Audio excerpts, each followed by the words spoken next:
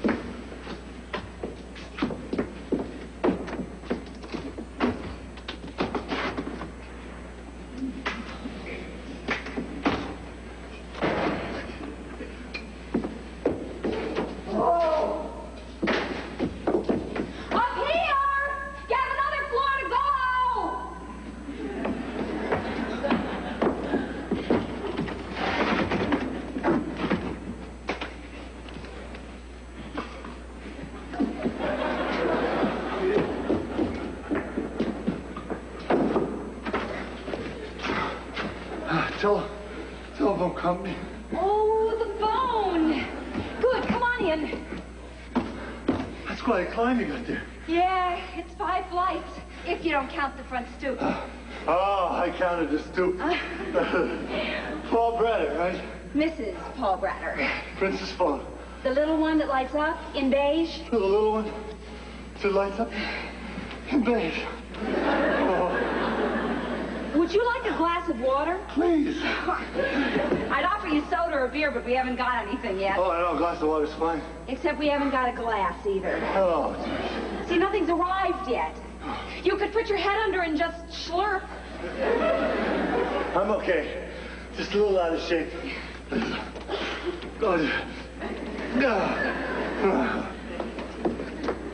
So, what about the phone? Oh, the phone. Gee, I don't know. Do you have any ideas? Well, it depends on what you're gonna do with the room. Just gonna have furniture in here? Oh, yes. It's on its way up. Heavy furniture? I tell you what. Just put it over here and give me a long extension cord. If I can't find a place for it, I'll just hang it out the window. Fair enough. Oh. Oh, I'm awful sorry about those stairs. You really gonna live up here, huh? I mean, every day? Every day. You don't mind it? Mind it? I love this apartment. Well, it does discourage people. What people? Oh, mothers, friends, relatives. Mothers. I mean, nobody just pops in on you if they have to climb 5 flights. Yeah, newlywed, right? 6 days. What gave me away? Hey, I watch What's My Line a lot. Oh, I hope that's the furniture. I don't want to see this. Hello, Bloomingdale's! And Taylor! Gordon Taylor. Must be another wedding gift from my mother. She sends me wedding gifts twice a day. Well, I hope it's an electric heater. Really? Is it cold in here? I can't grip the screwdriver. Maybe the steam's off. Oh, yeah, maybe that's it. Just turn it on. It'll come right up. It is on. It's just not coming up. Oh, well, that's these old brownstones for you. Well, I prefer it that way. It's a medical fact, you know, that steam is very bad for you. Yeah? In February?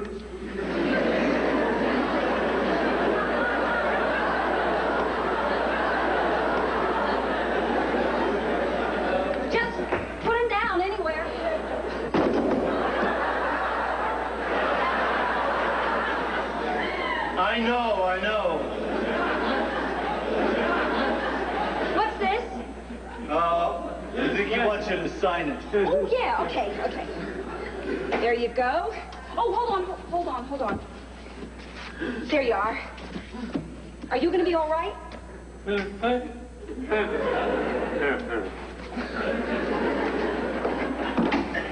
a shame, isn't it? Giving such hard work to an old man. He's probably only 25. They age fast on this route. Hello, Ed. Yeah. On Eldorado 58191. Give me a straight check. Is that my number? Eldorado 58191. That has a nice sound, hasn't it? Yeah, it's a beautiful number. So hello? Good work, Mr. Bell. You've done it again. Well, you got your phone. As my mother would say, may your first call be from the sweepstakes. My very own phone. Ooh, it gives you a sense of power, doesn't it? Can I make a call yet? Your bill started 2 minutes ago. Okay, let me think. Who can I call? I know. Oh, by the way, my name's Harry Pepper. And if you're ever in trouble with this phone, please, do me a favor. Don't ask for Harry Pepper. Huh. What's the matter? Bad news? It's going to be cloudy tonight with a light snow. And just think you'll be the first one in the city to see it fall. Oh, please. Let that be the furniture and not Paul so that Paul can see the apartment with furniture in it. Hello? It's me! Oh, hi, Paul. Well, I guess he sees the apartment without furniture. How long did you say you was married? 6 days. You won't know it's empty till June.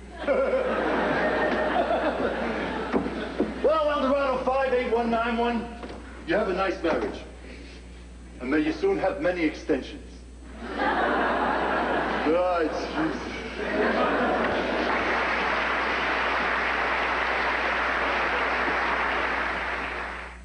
Corrie, where are you? Up here, hon. Top floor. Oh, my goodness, the phone. Hello? Yes, it is. Yes, he is. Oh, wait, I mean, he's on his way up. Could you hold on for just 2 more floors? Okay, hold on. Hey, Paul, darling, hurry up! Okay. Hello. Yeah, he'll be with you in 1 more flight. Thank you.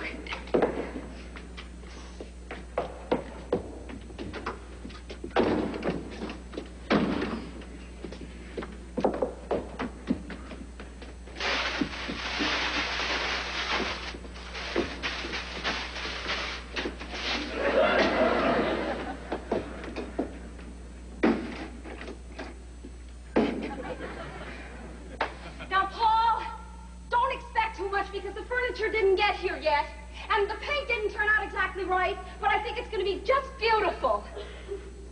Paul? Paul, are you all right? I'm coming. He's coming.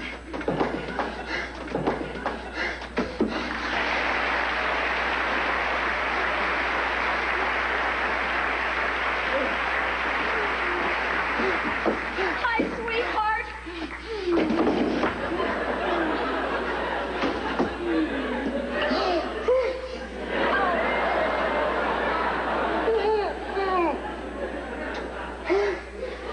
Well, say something.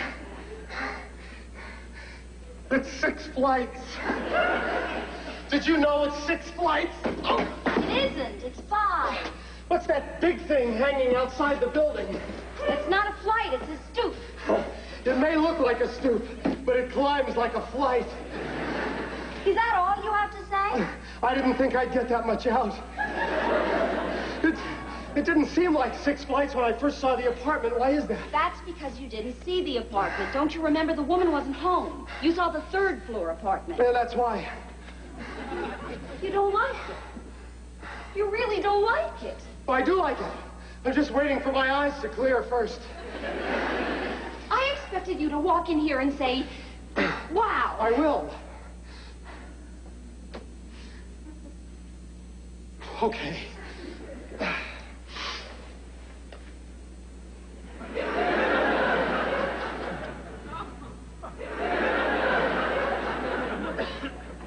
Wow.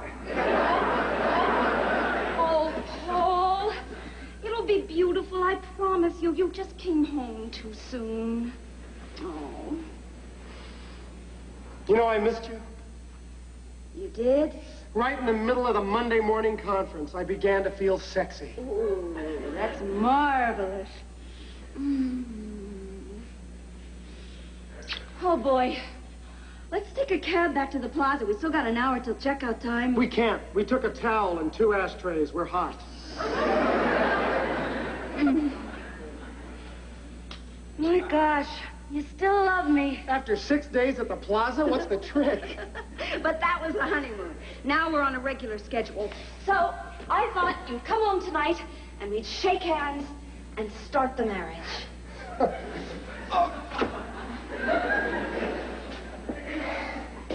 How do you do?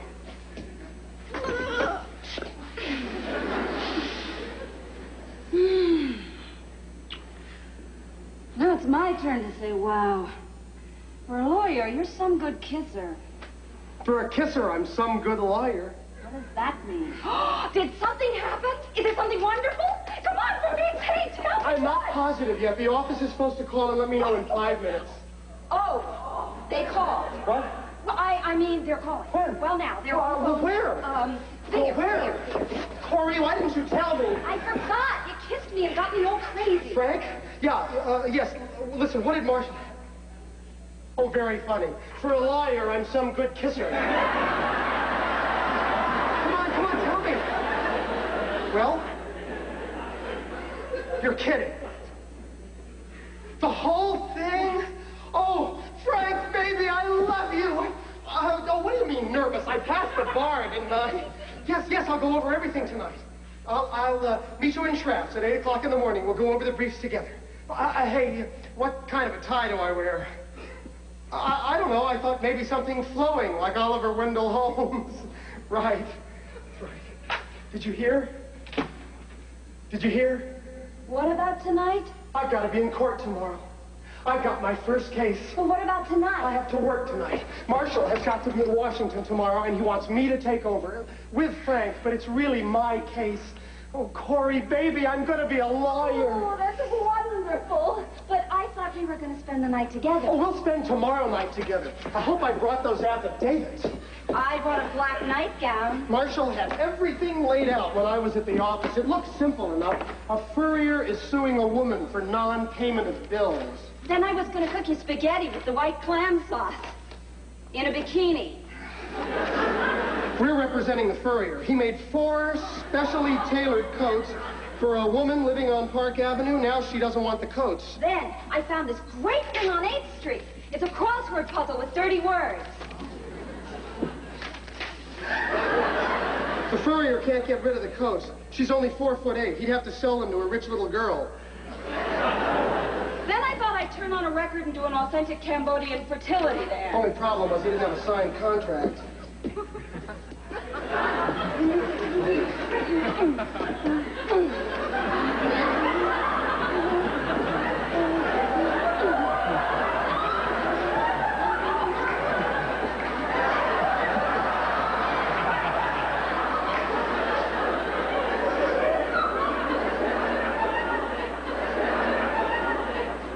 What are you doing?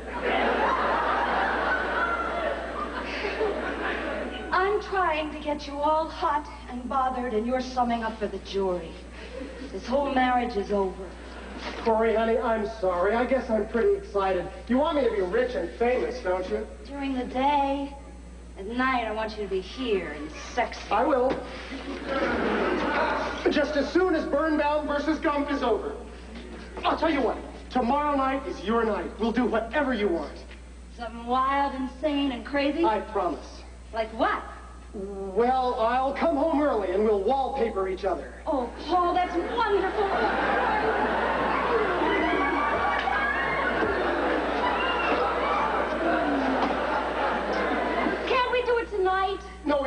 tonight because tonight I've got to work. Except where do I sit? Oh, the furniture will be here by 5, they promised. 5, it's 5:30. What do we do, sleep in Bloomingdale's tonight? They'll be here, Paul. They're probably just stuck in traffic. Yes, well, what will we do tonight? I have got a case in court in the morning. Maybe we should check into a hotel. We just checked out of a hotel. Listen, I don't care if the furniture doesn't come. I am sleeping in my apartment tonight. Where? There's only room for one in the bathtub.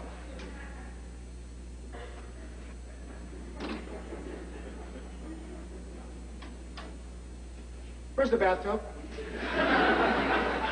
There is no bathtub. There's no bathtub? There's a shower. How am I going to take a bath? You won't. You'll take a shower. I don't like showers. I like baths. Corrie, how am I going to take a bath? You'll lie down in the shower and hang your feet over the sink. I'm sorry there's no bathtub, Paul. Boy of all the nights. You know, it's freezing in here. Isn't there any heat? Oh, sure there's heat. We have a radiator. The radiator's the coldest thing in the room. It's probably the boiler. It's probably off in the whole building. Well, it was warm coming up the stairs. I see, it's nice and warm out here. Well, maybe it's because the apartment's empty. The hall is empty, too, but it's warm out there. Well, it'll be all right once I get a fire going. Fire? You have to keep the flame going night and day. I'll call the landlord. He isn't home. Where is he? In Florida. There's a handyman that comes Mondays, Wednesdays, and Fridays. You mean we freeze on Tuesdays, Thursdays, and Saturdays? He will be here in the morning. Well, what will we do tonight? I got a case in court in the morning. Will you stop saying it like you always got a case in court in the morning? This is your first one. Well, what will we do? The furniture will be here. In the meantime, I will light the stove, and you can sit over the fire with your law books and a shawl like Abraham Lincoln. Was that supposed to be funny? No, it was supposed to be nasty. It just came out funny.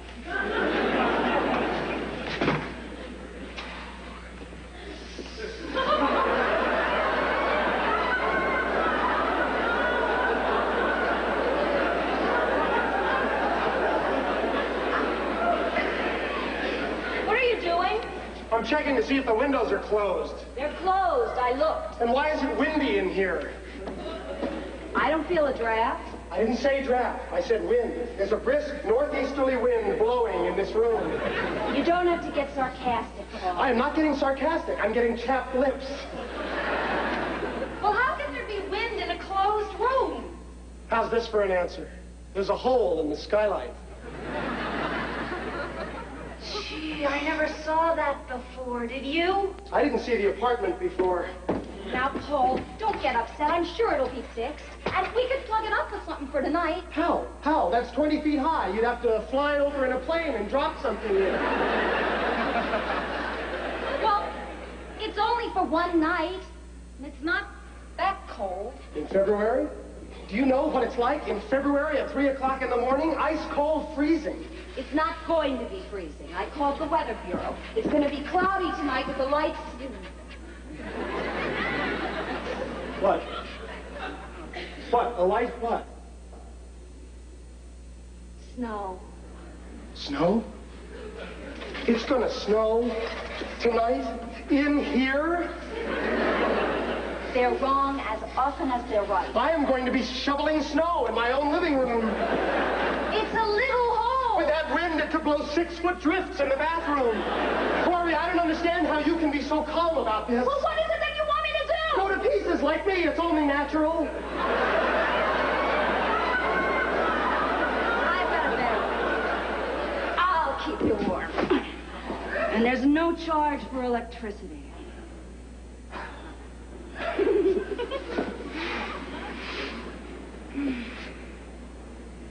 I can see I don't have much of a law career ahead of me. Good. I hope we starve and they find us up here dead in each other's arms. Frozen skinny lovers found on 48th Street.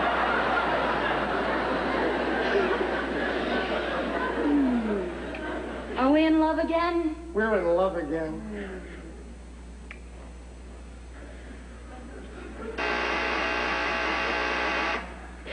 The bed. I hope that's the bed.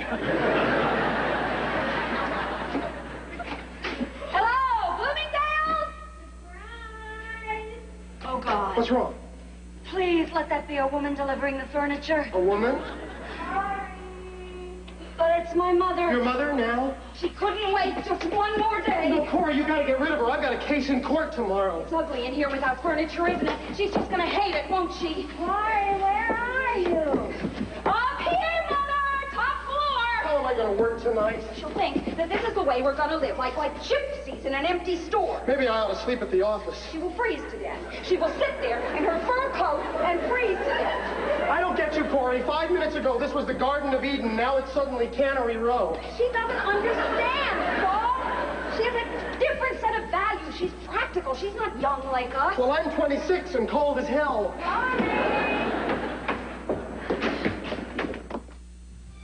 Barefoot in the Park will continue in a moment on A&E. Turns to Barefoot in the Park. Hello, Mom.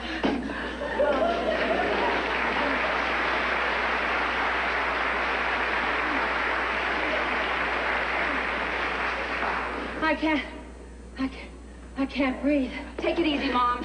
I can't get my breath. You should have rested. I did. But there were always more stairs. Help her, Paul. Come on, Mom. Watch the step. Oh, more stairs. You want some water? Later. I can't swallow yet. Here, sit down. Oh, my. Oh, It's not that high, Mother. I know, dear. It's not bad, really. What is it? 9 flights? 5. We don't count the stoop. I didn't think I'd make it. If I'd known the people on the 3rd floor, I'd have gone to visit them. Oh, this is a pleasant surprise, Mother. Well, I really had no intention of coming over, but I had a luncheon in Westchester, and I thought, since it was on my way home, I'd just drop in for a few minutes. On your way home to New Jersey? Yes. Well, I came over the Whitestone Bridge and down the Major Deegan Highway, and now I'll just cut across town and onto the Henry Hudson Parkway and up to the George Washington Bridge. It's no extra trouble. Sounds easy enough. Yes. We were going to ask you over on Friday. Friday? Oh, good. I'll be here Friday. I'm not staying now. I'm sure you both must be very busy. As a matter of fact... Besides, Aunt Harriet is ringing the bell for me in 10 minutes. Just one good look around, that's all. I'm not sure I'm ever coming back. Oh, I wish you could have come an hour later after the furniture arrived. Oh, don't worry. I have a marvelous imagination.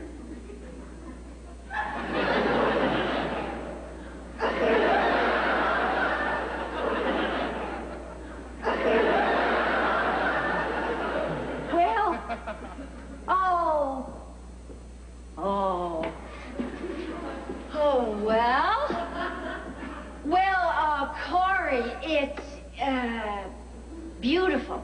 You hate it? No, oh no. It's a charming apartment. I love it. You can't really tell like this. I'm crazy about it. It's not your kind of apartment. I knew you wouldn't like it. But I love it. Paul, didn't I say I love it? She said she loved it. I knew I said that. Do you really, Mother? I mean, are you absolutely crazy in love with it? Oh yes. It's very cute. And there's so much you can do with it. I told you she hated it. Well, Corrie, you don't give a person half a chance. At least let me see the whole apartment. This is the whole apartment.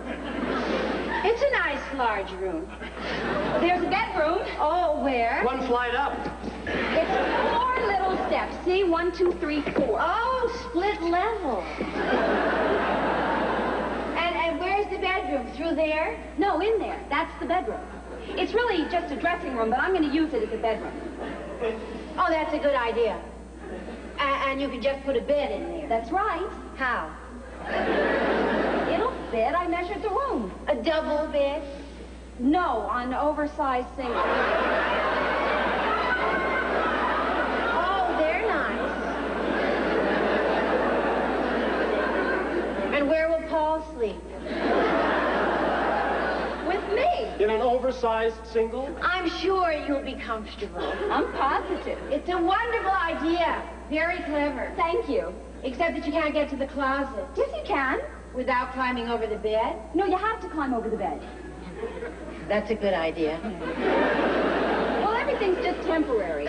I mean, as they say in McCall's, it won't really take shape until the bride's own personality becomes more clearly defined. I think it's you right now. What's in here? Oh, the bathroom. No bathtub.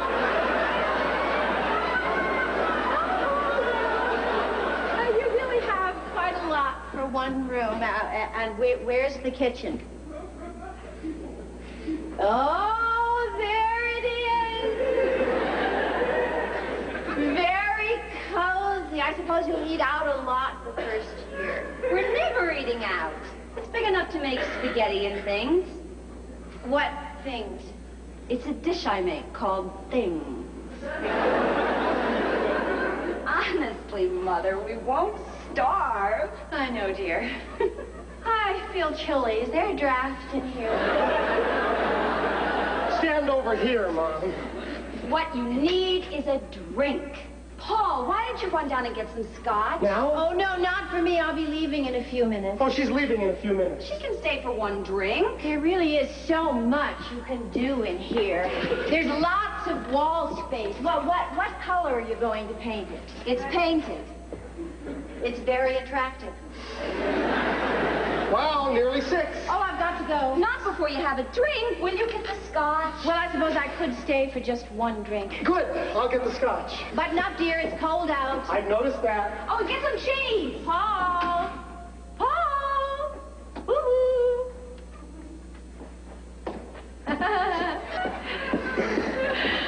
I just want to give my fella a kiss and wish him luck. I think your new apartment is absolutely beautiful. Well. It's a perfect little home. Oh, thanks, Mom. Then you do like it. Like it? Where else can you find anything like this?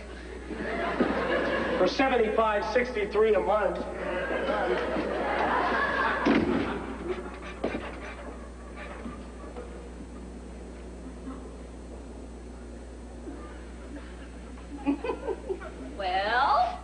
Well, Corrie, I'm so excited for you. It's not exactly what you pictured, is it, Mother? Well, it is unusual. Like you. I remember when you were a little girl, you always said you wanted to live on the moon. I thought you were joking. But what about Paul? Is he happy with all of this? He's happy with me. I think that's the same thing. Why? Well, I worry about you two. You're so impulsive, you jump into life. Paul is like me. He looks first. He doesn't look, he stares. That's the trouble with both of you. Oh, Mother, you have no idea how I dreaded your coming up here. I was sure you were going to think I was completely out of my mind. Why should you think that, dear? Because it's the first thing I've ever done on my own, without your help. If you'd wanted it, I'm sure you would have asked for it, but you didn't, and I understand. I hope you do, Mom, because it's just something I had to do all by myself. Oh, you mustn't think I'm hurt, Corrie. I'm not hurt. I'm so glad. You mustn't think I'm hurt. I don't get hurt over things like that. I didn't think you would. Other things hurt me, but not that. Good. Hey! Let's open my presents and see what I got. And you try to act surprised. Well, you won't let me buy you anything. Those are just a few little things. Ooh, what's in here? It sounds expensive. Well, now, I think it's a broken clock. Bet you cleaned out Lord & Taylor's gift department. I think I'm a regular stop on the delivery route by now. Aunt Harriet was with me when I picked that out. She thinks I'm over here every day now. You know you're welcome, Mother. I said, why, Harriet? Just because I'm alone now, I said. I'm not afraid to be alone. In some ways, it's better to live alone, I said. But but you can't tell her that. She thinks that a woman living all alone way out in New Jersey is just the worst thing in the world. It's not, I said. It's not the worst thing. Hey, does this thing come with directions? Well, if I'd known about this kitchen, it would have come with hot coffee.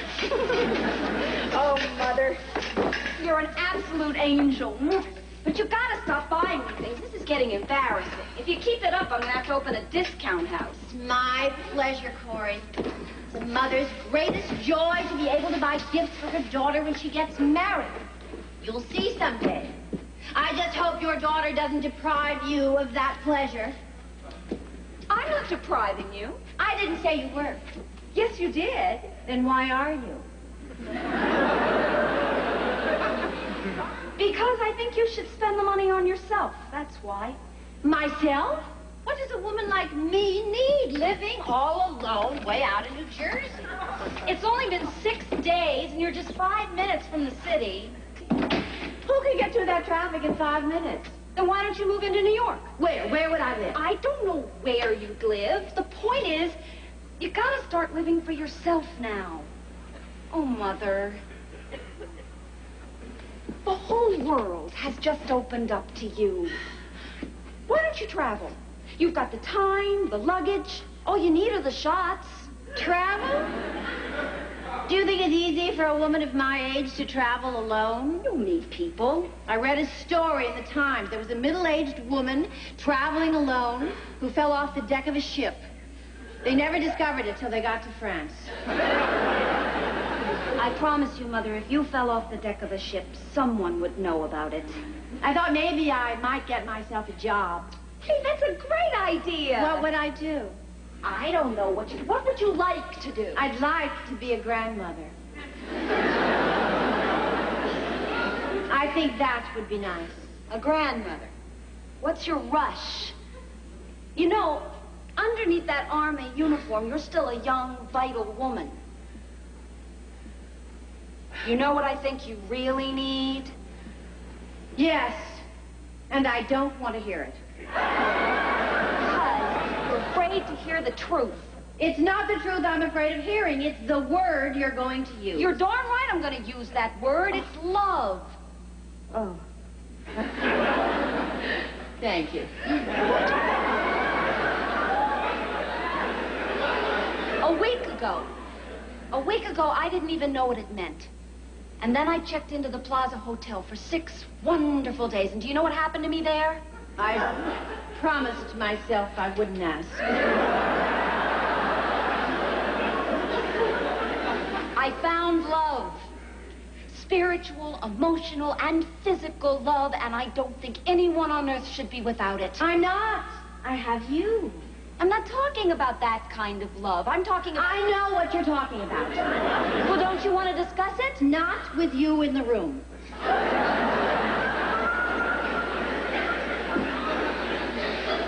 So what are you going to do about it? Right now, I'm going back to New Jersey, and I'm going to give myself a Tony home permanent. Corrie, darling, I appreciate your concern, but I'm really very happy the way I am. I'll be the judge of who's happy. Oh, Paul, oh, you shouldn't have run just for me. And there's Aunt Harriet. I've got to go. Oh, some visit. It's just a sneak preview. I'll see you on Friday for the world premiere. Oh, Paul, oh, I'm so sorry. Goodbye, love. I'll see you on Friday. Thank you. Geronimo.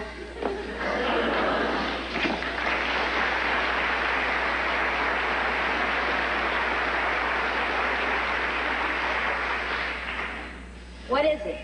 The stairs? The hole? No. The bathtub? No. Something new? Well, what?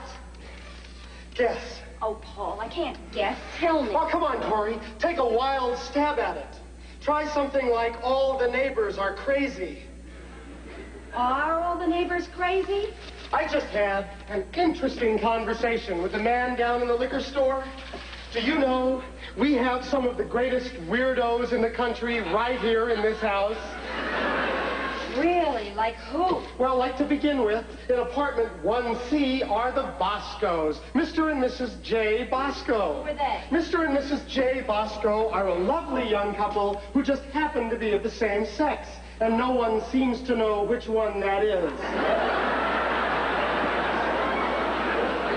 In apartment 3C are Mr. and Mrs. Gonzalez. So? I'm not through yet. Mr. and Mrs. Gonzalez, Mr. and Mrs. Armendariz, and Mr. Calhoun, who must be the umpire. No one knows who lives in apartment 4D. No one has come in or gone out of there in 3 years. Except every morning, there are 9 empty cans of tuna fish outside the door. No kidding. Who do you think lives in there? Well, it sounds like a big cat with a can opener.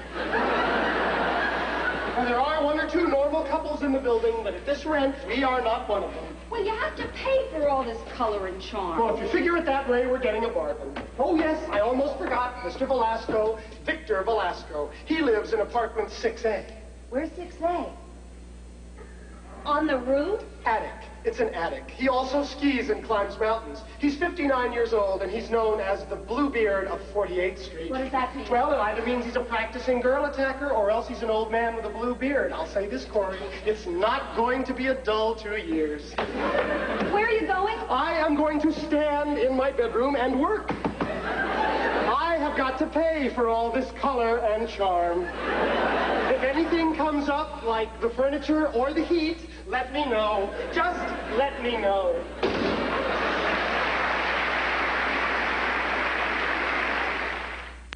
I'm scared. Oh, I beg your pardon.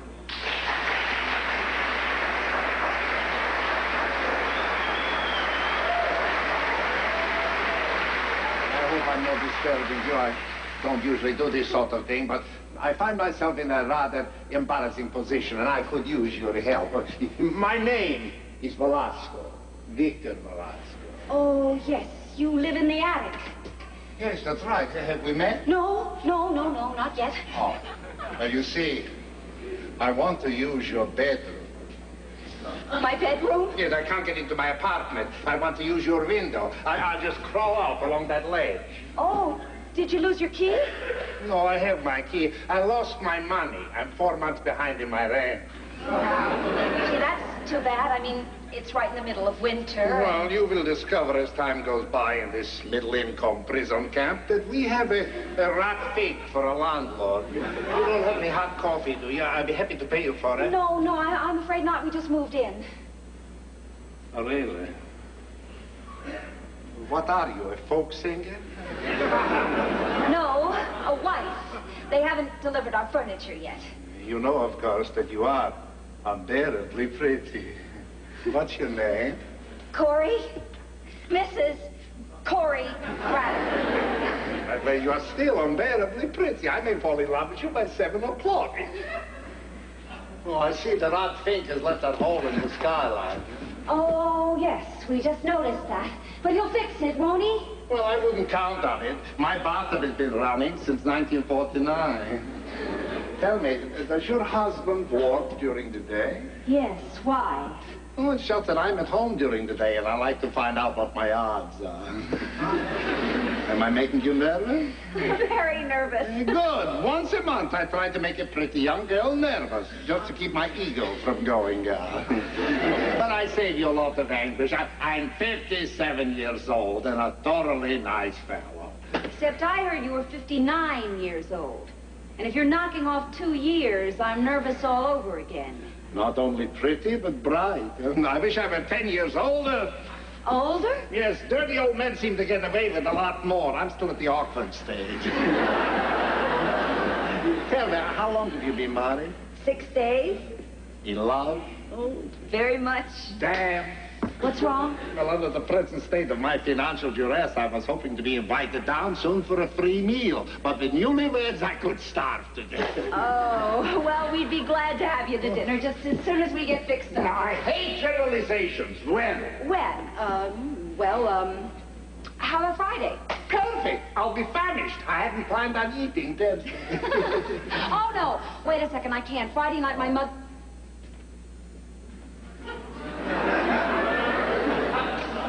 Yes, Friday night will be just fine. It's a date. I'll bring the wine. You can pay me for it when I get here. No, that reminds me. You are invited to my cocktail party tonight at 10 o'clock. You do drink, don't you? Oh, yes, of course. Good. Bring liquor. I see you tonight at 10. If I don't freeze first. Oh, you don't know about the plumbing here, do you? But everything at this museum works backward. For instance, there is a little knob there that says, important, turn right. So you turn left. Oh, will you give me a boost up? With the greatest of physical pleasure. 1, 2, 3, up. No. Okay. Wait. Corrie, when are they going to get here with it? I thought you said he works during the day. Paul, this is Mr. Velasco. He was just showing me how to work the radiator. Victor Velasco. I'm your upstairs neighbor. I'm 59 years old and a thoroughly nice fellow. Hello? Mr. Velasco was just explaining that all the plumbing works backwards. That's right. The important thing to remember is you have to flush up. And with that choice bit of information, I make my departure. Don't forget tonight at 10, huh? Well, what's tonight at 10? Oh, thanks very much, but I don't think so. We're expecting our furniture any minute. Maybe some other time? What's tonight at 10? Well, I'll arrange it for you in the morning. I'm also a brilliant decorator. Don't forget, I insist you come. Well, it's really very nice of you. But I told you, I'm a very nice person. That's his fine. What's tonight at 10? Where's he going? Oh, don't forget Friday. He's going in the bedroom. What about Friday? He's coming to dinner.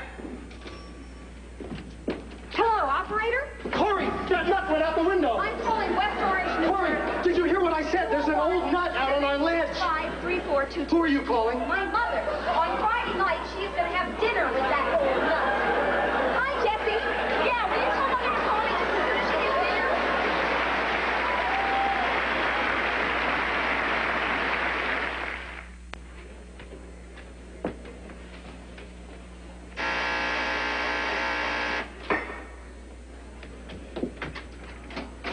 Paul? Hi, love. Hey, they sent the wrong lamps, but they go with the room, so I'm going to keep them. And do you live in Aunt Fern? She sent us a check. Anyway, you have a cheap Aunt Fern. How you doing? Oh, and your mother called from Philly. She and Dad are going to be up a week from Sunday. And your sister has a new boyfriend from Rutgers. He's got acne and they all hate him, including your sister. Okay, lover. Start puckering your lips, because you're going to get kissed for 5 solid minutes, and then... Oh, hello, Mr. Munchin. I thought you were my husband.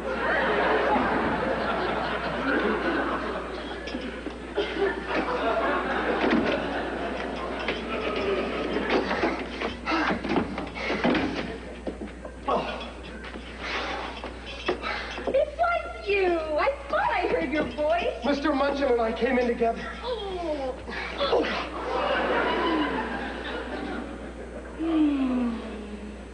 Do you have to carry on an entire personal conversation with me on the stairs? Well, I've got so many things to tell you, and I haven't seen you all day.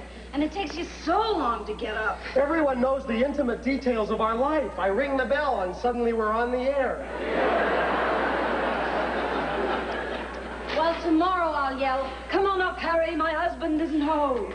Oh, wouldn't that be a gas if the whole building thought I was having an affair with someone? Mr. Munchin thinks it's him right now. Well? Well, what? Well, what happened in court today? Was it Gump or Birnbaum?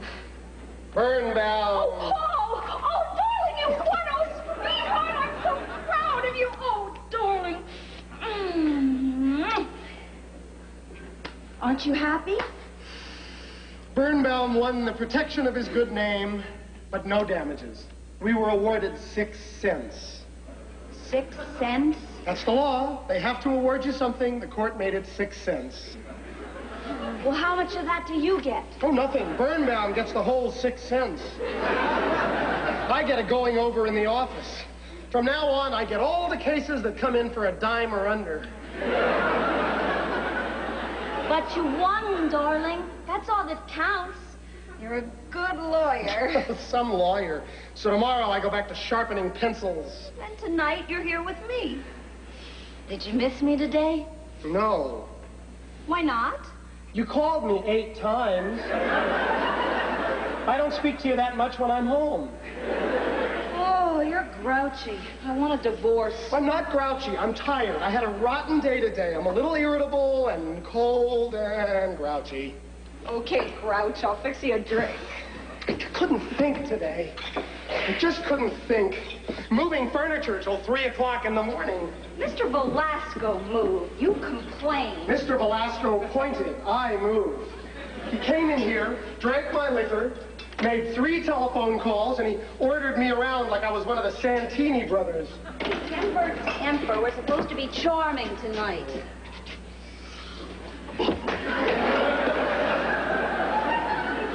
Yeah, I got news for you. This thing tonight has got fiasco written all over it. Why should it be a fiasco? It's just conceivable that they might have something in common. Your mother? That quiet, dainty little woman in the Count of Monte Cristo? You must be kidding. Why? You've seen his apartment. He wears Japanese kimonos. He sleeps on rugs. Your mother wears a hairnet and sleeps on a board. What has that got to do with it? Everything. He skis. He climbs mountains. The only way to get into his apartment is up a ladder or along the ledge. I don't really think he's looking for a good cook with a bad back. The possibility of anything permanent never even occurred to me. Permanent? We're lucky if we get past 7 o'clock. There she is. Oh, now you've got me worried. Paul, did I do something horrible? Probably. Well, then do something about it. Don't answer the door. Maybe she'll go home. Too late. I already buzzed. I could put a few Nembatols in his drink. It won't stop him, but it could slow him down. Mom! Take your time! She's at Camp 3. She'll try the final assault in a few minutes. Paul? Maybe we could help her. What do you mean? A woman puts on rouge and powder to make her face more attractive. Maybe we could put some makeup on her personality. I don't think I want to hear the rest of this. Oh, look, all I'm saying is we don't have to come right out and introduce her as my dull, 50-year-old housewife mother. That wasn't the wording I had planned. What do you have in mind? Something a little more glamorous. A former actress. Corrie. Well, she was in The Man Who Came to Dinner. Your mother in The Man Who Came to Dinner where? The West Orange PTA show? No, on Broadway. And she was in the original Company of Strange Interlude, and she had a small singing part in Knickerbocker Holiday. Are you serious? Honestly, cross my heart. Your mother an actress? Yes. Why didn't you ever tell me? I didn't think you'd be interested. Oh, that's fascinating. I can't get over it. You see, now you're interested in her. It's a lie. The whole thing. I'm going to control myself.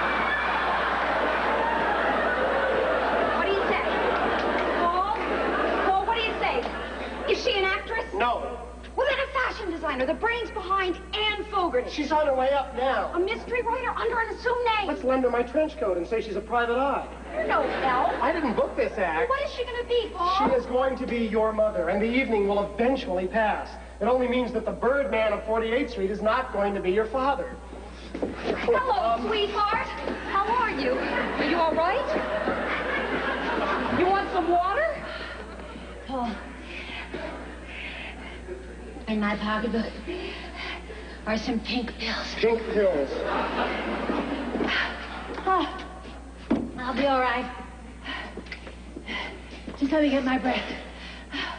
Oh. I had to park the car 6 blocks away. And then it started to rain, so I ran the last 2 blocks. Then I put my heel through a subway grating. So I had to pull my foot out, and I stepped in a puddle. Then a cab went by and splashed my stockings. The hardware store downstairs was open, I was going to buy a knife and kill myself. Here you go.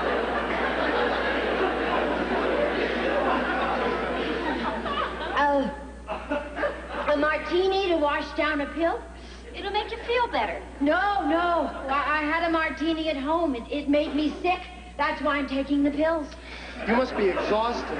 Oh, right now I just want to crawl into my bed and cry myself to sleep.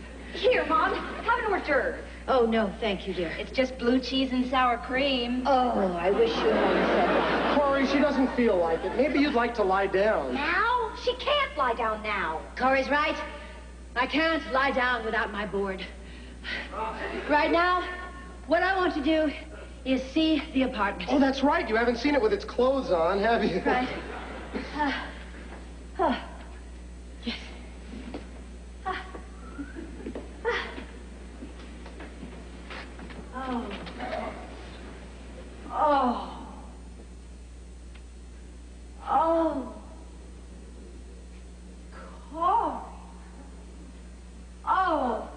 Corrie. She doesn't like it. Like it? It's magnificent, and in less than a week. My goodness, how did you manage? Where did you get your ideas from? We have a decorator who comes in through the window once a week. Come take a look at the bedroom. Oh, yes, that's what I want to do. Look at the bedroom. Did you manage to get the bed in? Oh, it just fits, doesn't it? Just. We have to turn in unison. Oh, it looks very snug. And did you find a way to get to the closet? Oh, we decided not to use the closet for a while. Really? Don't you need the space? Not as much as we need the clothes. It's flooded. The closet flooded? It was an accident. Mr. Velasco left his bathtub running. Mr. Velasco? Oh, the man upstairs? Then you know about Mr. Velasco. Oh, yes. Corrie had me on the phone for 2 hours. Did you know he's been married 3 times? Oh, yes. If I were you, dear, I'd sleep with a gun. Well, there's just one thing I'd like to say about this evening. Not before you have a drink. Come on, Mother. To toast our new home. Well, I can't refuse that. To the wonderful new life that's ahead of us all. And to the best sport I've ever seen, your mother. Oh. And to 2 very charming people that I'm so glad to be seeing again tonight. Your mother and father. My what? Your mother and father. What about my mother and father? We're having dinner with them tonight, aren't we, Corrie? Isn't that what you said? Is that right, Corrie? Is that what you said? Well, if I had told you that it was a blind date with Mr. Velasco upstairs, I couldn't have blasted you out of the house. A blind date?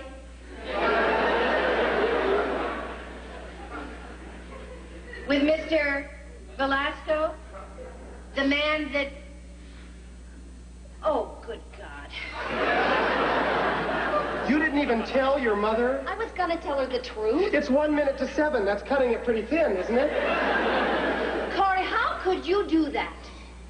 Of all the people in the world. I don't know what you're making such a fuss about. He's just a man. My accountant is just a man. You make him sound like Douglas Fairbanks Jr. He looks nothing like Douglas Fairbanks Jr., does he, Paul? No, he just jumps like him. I'm not even dressed. You look fine, Mother. For Paul's parents, I just wanted to look clean. He'll think I'm a nurse. Now, Mother, I promise you you'll have a good time tonight. He is a sweet, charming, and intelligent man. If you just relax, I'm sure you'll have a perfectly nice evening. Besides, it's too late. He's here. Oh, no. Now, don't you get excited. You could just say I'm the cleaning woman. I'll just dust the table. Just give me $5 and I'll leave. Oh, no, you stay right here. No, it's going to be fine, Mom. And you smile. Irresistible when you do. And finish.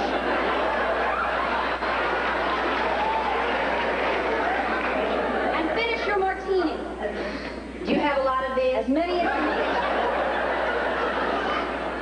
I'm going to need a lot of these. Can I open the door? Oh, wait a minute, Mother. Your hair in the back. What is the matter with my hair? Oh, is there something wrong with There's my a hair? man standing out there. Oh, wait a minute. Now, Mother, The only thing I'd like to suggest is, well, just try to go along with everything. What do you mean? Where are we going? I don't know, but wherever it is, just relax and be one of the fellas. One of the fellas? I mean, don't worry about your stomach. Oh, my stomach. Can I open the door now, please? Okay. I'm sorry to keep you waiting, Mr. Velasco. Come on in. Hoshi Mali. No, it's Paul. I know, I was just saying hello in Chinese. Oh, hello. Corrie, Ravishing. Ooh, what does that mean? Ravishing, that's English. Paul, would you like to do the honors? Yes, of course. Mr. Velasco, this is Corey's mother, Mrs. Banks' mother. This is our new neighbor, Mr. Velasco. How do you do? Oh, Mrs. Banks, I've so looked forward to meeting you. I invite your daughter to my cocktail party. She does nothing the entire evening but talk about you. Oh, that must have been a dull party. Not in the least. Well, I mean, if she did nothing but talk about me, that must have been dull, not the party. Oh, I understand. Oh, thank you. Hey, is that for us? Yes, I couldn't get the wine. My credit stopped. So instead, Knichi. Knichi? It's an hors d'oeuvre, Mother. Mr. Velasco makes them himself. He's a famous gourmet. A gourmet, imagine. Well, this won second prize last year at the Venice Food Festival. Second prize? Mr. Velasco once cooked for the King of Sweden, Mother. Really? Did you work for him?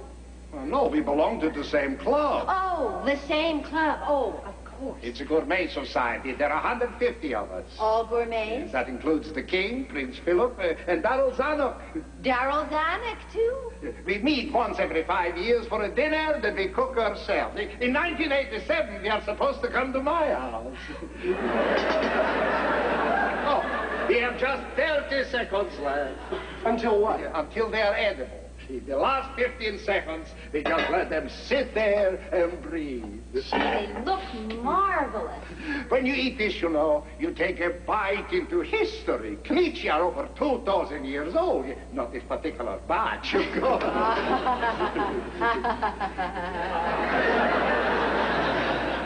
Wow, what a great smell. Mr. Velasco, would you be a traitor to the society if you told us what was in them? Well, of course not. If caught, it would be punishable by having a cold salad at the dinner. But since I'm among friends, it's just bits of salted fish, grated olives, spices, and onion biscuits. Oh, ready. 5, 4, 3, 2, 1. Mrs. Banks? Oh, thank you. What kind of fish? Eel. Eel? That's why the time element is so essential. Eel spoils quickly. Mrs. Banks, you're not eating. My throat is a little dry. Maybe it would be better if I finished my martini first. No, that would never do. The temperature of Knichi is very important. It must be now. In 5 minutes, we throw it away. Oh, well, I wouldn't want you to do that. No, pop it. I beg your pardon. You must pop it. If you nibble at the Knichi, it tastes bitter. You must pop it like this, you see. Whew. Oh, yeah.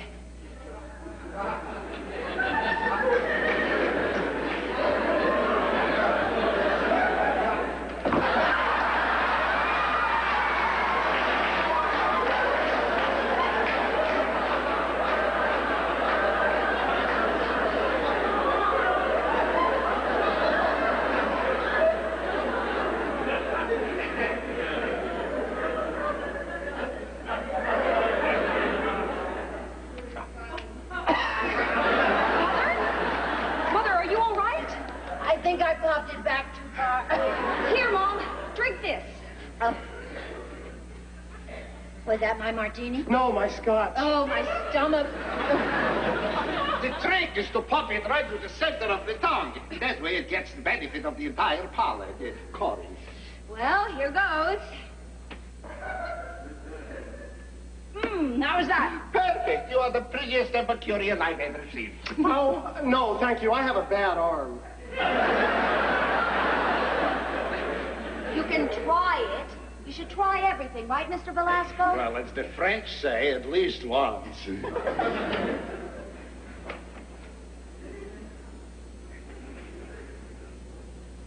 Now, the bitter, right? You know why, don't you? I didn't pop, I nibbled.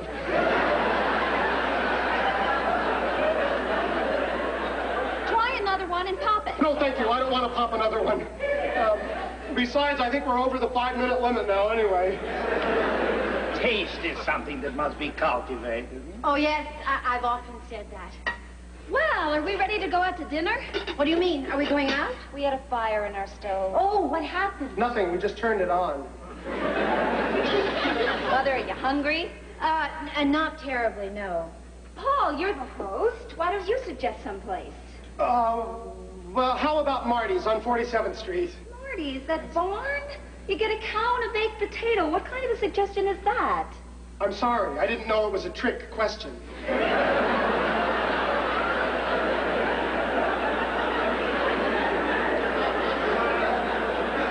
Tonight it's got to be something special.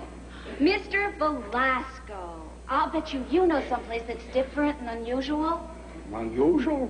Yes, I know. A very unusual place. The best food in New York. But I'm somewhat hesitant to suggest. Oh, please. What do you say, Mother? Are you feeling adventurous?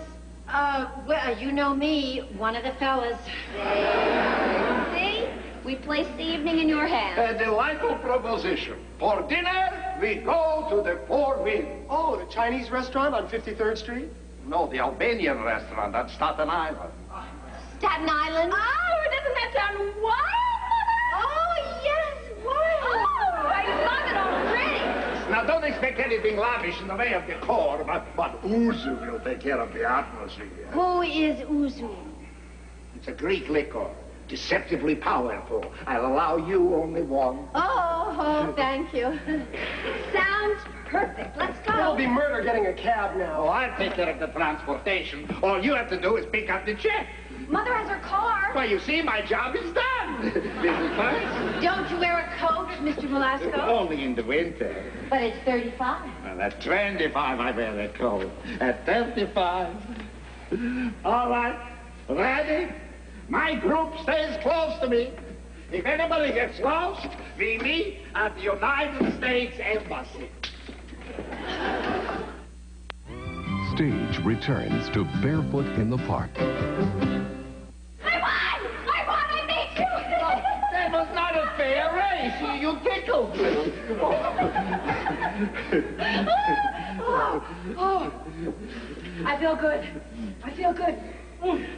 Except my tongue keeps rolling up. And when I talk, it rolls back out like a noisemaker. Yeah, that's a good sign. It shows that the food was seasoned properly. Tell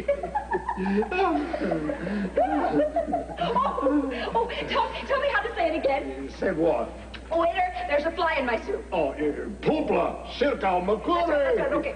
Circo, pupla albacore. No, what you said was, fly, there is a waiter in my soup. Well, there was. He put in his hand to take out the fly.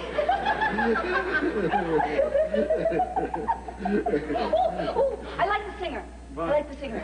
Shama, shama, ella me que mama. What am I singing, anyway? It's an old Albanian folk song. Shama, shama. No kidding. What does it mean? Jimmy cracked corn and I don't care.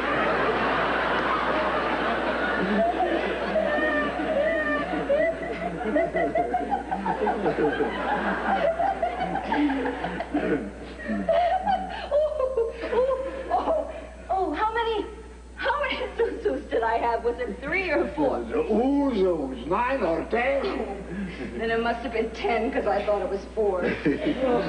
How's my head going to feel in the morning? Wonderful. Yeah, no headache? No headache, but you won't be able to make a fist for 3 days.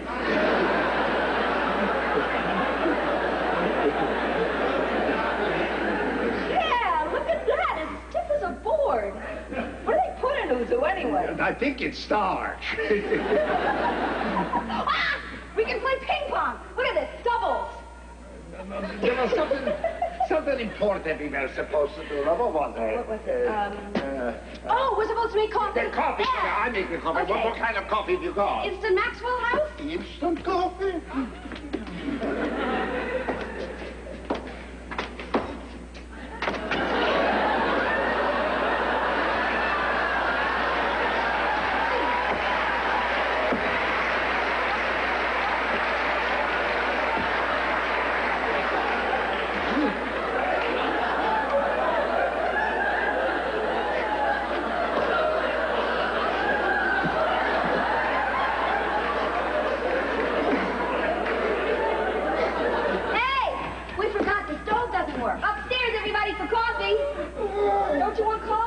if we make it, they will drink it. Okay, don't you two go away.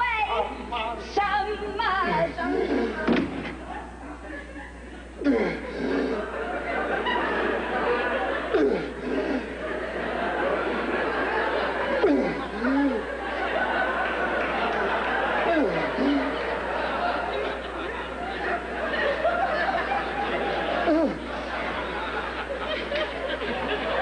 I feel like we've died.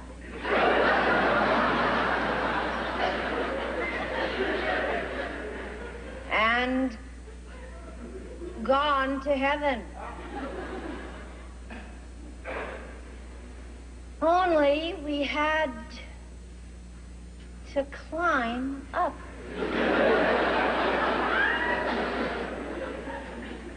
Struck down in the prime of life.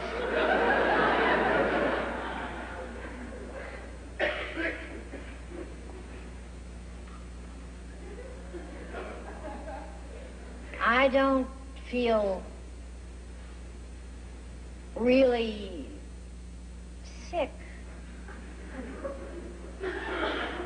Just kind of numb. And I can't make a fist.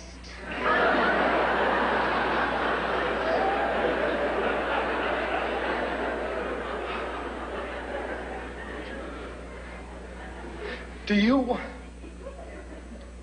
want to hear something frightening? My teeth feel soft.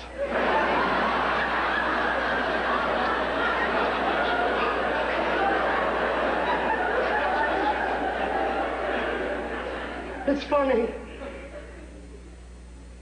but the best thing we had all night was the knichi.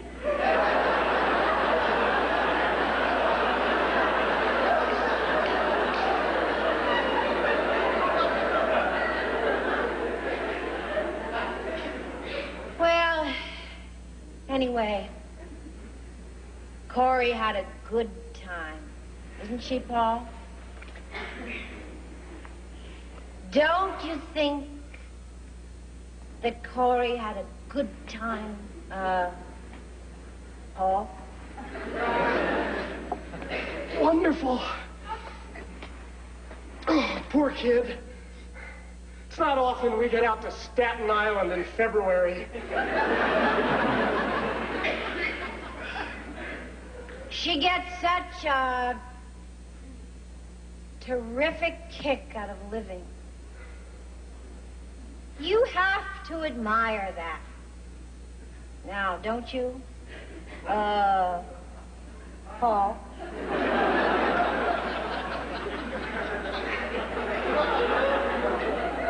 I admire anyone who has 3 portions of poofla-poo pie.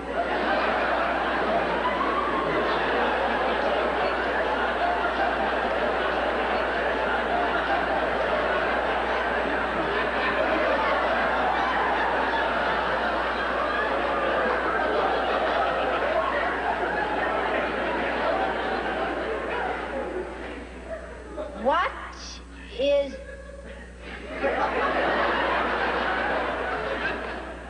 poofla-poo pie? Don't you remember? That thing that came in a turban. I thought that was the waiter.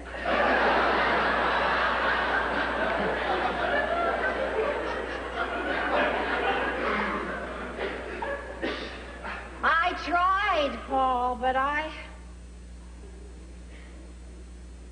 just couldn't work up an appetite the way they did.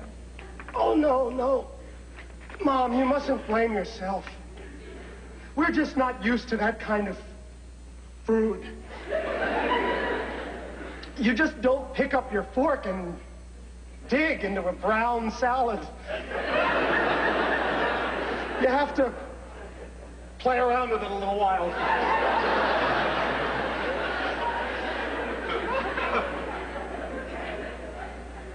Maybe I am getting old. I don't mind telling you, Paul, it's very discouraging. Anyway, I'll never make it through coffee tonight. I'm all out of pink pills. Where are you going?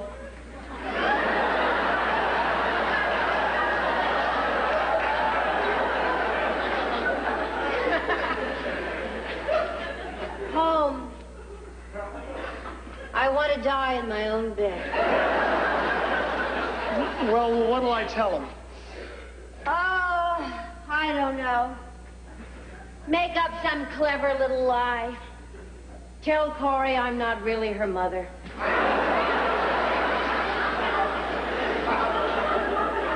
Anyway, she'll probably never want to see me again. Good night, dear. Oh, is the coffee ready? I was whistling the Armenian national anthem and I blew out the pilot light. So instead we're going to have flaming brandy. Corrie, give everybody a mark.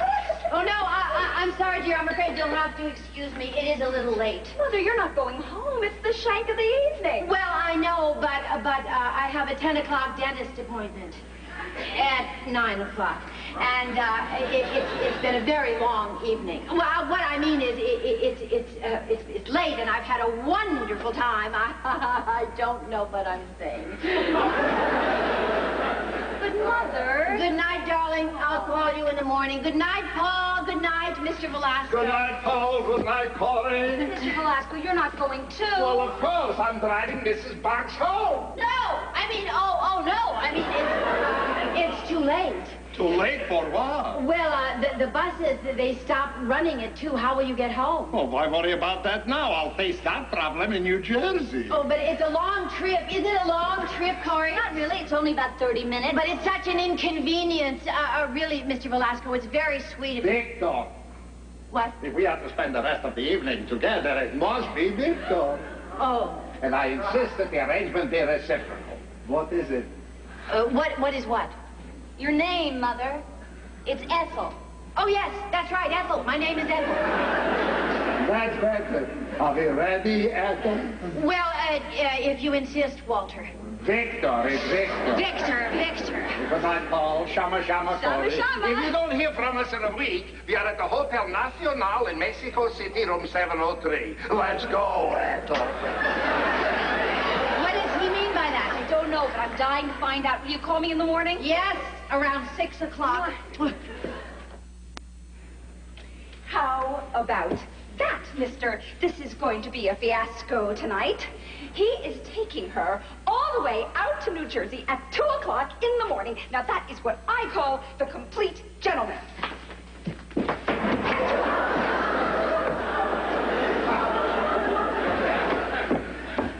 Do you know that he hasn't even given a thought to how he's going to get home?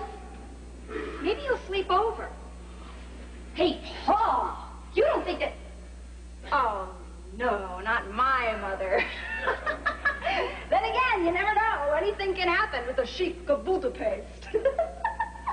Hey! I got a plan! Let's take the bottle of scotch downstairs and ring all the bells and yell police just to see who comes out of whose apartment. Paul? What's the matter, darling? Don't you feel well? What a rotten thing to do to your own mother. What? Do you have any idea how she felt just now? Do you know what kind of a night this was for her? It isn't over yet. No, you didn't see her sitting there a couple of minutes ago. You were upstairs with that Hungarian Duncan Hines.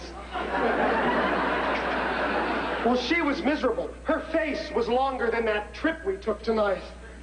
She never said a thing to me. No, she's too good a sport. She went the whole cockeyed way. Boy, oh boy. Dragging a woman like that all the way out into the middle of the harbor for a bowl of sheep dip.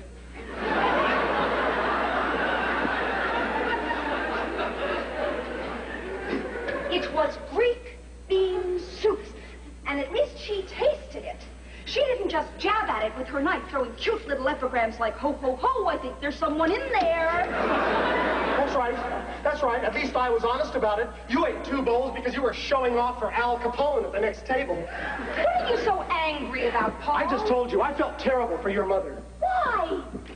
Where is she at this very minute? Alone with probably the most attractive man she's ever met. Now, don't tell me that doesn't beat hell out of hair curlers in the late show. Oh, yes, I can just hear it now. What fascinating, sparkling conversation. He's probably telling her about some chicken cacciatore he once cooked for the High Lama of Tibet. She's sitting there shoving pink pills in her mouth. Never can tell what people talk about when they're alone. I just don't understand how you can be so unconcerned about this. Unconcerned? I am plenty concerned. Do you think that I am going to get 1 wink of sleep until that phone rings tomorrow morning? I am scared to death for my mother. But I am grateful that there is finally the opportunity for something to be scared about. What I'm really concerned about is you. Me? I'm beginning to wonder if you're capable of having a good time. Why? Because I like to wear my gloves in the winter? No. Because there isn't the least bit of adventure in you. Do you know what you are, Paul? You are a watcher. There are watchers in this world, and there are doers, and the watchers sit around watching the doers do. Well, tonight, you watched, and I did. Yeah? Well, it was a lot harder to watch what you did than it was for you to do what I was watching.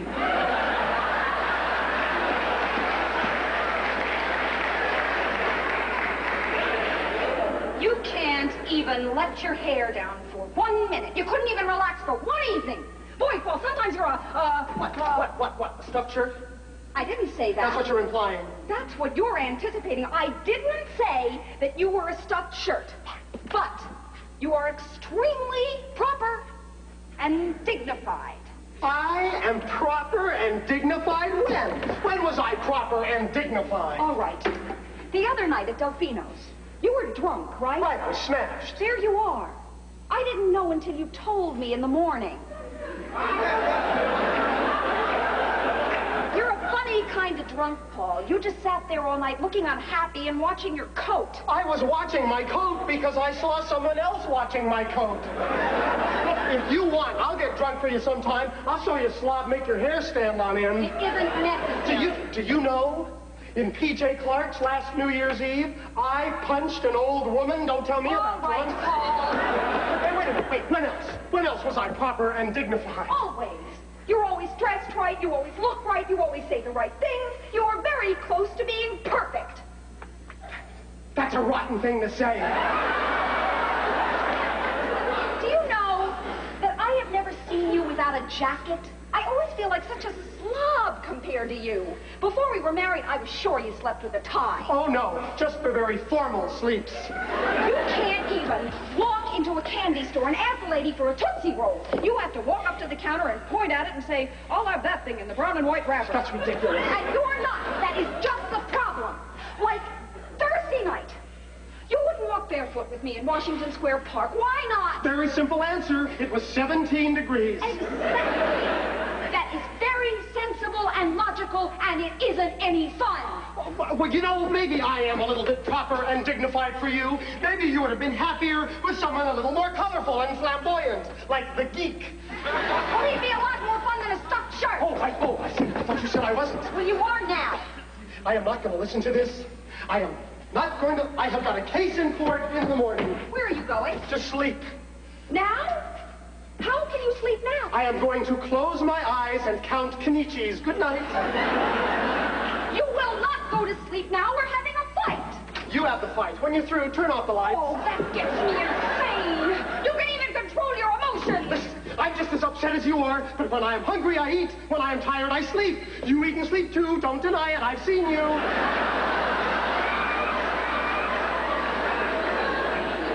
Not in the middle of a crisis. What crisis? We are just yelling a little bit. You don't consider this a crisis. Our entire marriage hangs in the balance.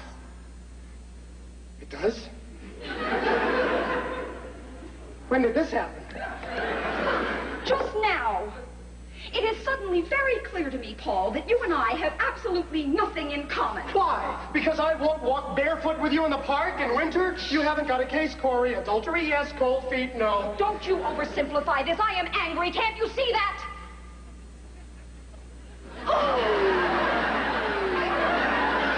Corrie, it is 2:15 in the morning. If I can get to sleep in about a half an hour, I can get about 5 hours sleep. I'll call you from court tomorrow. We'll fight on the phone. You will not go to sleep now. You will stay here and fight to save our marriage. If our marriage hinges on breathing fishballs and poof-la-poof-I, it is not worth saving. I am now going to crawl into our tiny little single bed. If you care to join me, we will be sleeping from left to right tonight.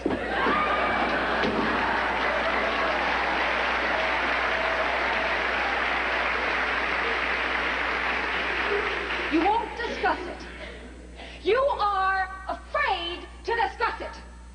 I married a coward! Corrie, would you bring in a pail? The closet's dripping. Oh, I hate you! I hate you! I really, really hate you! There is one thing I learned in court. You be very careful when you are tired and angry, because you may say something you will soon regret. I am now tired and angry. And a coward! And I will now say something I will soon regret. Okay, maybe you're right. Maybe we have nothing in common. Maybe we rushed into this marriage a little too quick. Maybe love isn't enough. Maybe two people should have to take more than a blood test. Maybe they should be checked for common sense, understanding, and emotional maturity.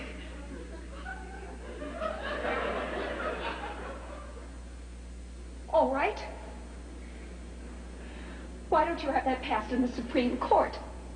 Only those couples bearing a letter from their psychiatrist proving they're well-adjusted will be permitted to be married. You're impossible. You're unbearable. You belong in a nursery school. Well, that's a lot more fun than the home for the funny done. All right, oh, Corrie, don't you let's touch me. Don't you touch me.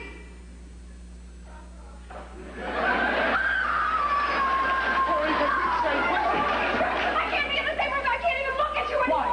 I just can't. Not when you feel this way. when I feel what way? The way that you feel about me. Corrie, you're hysterical. I am not hysterical.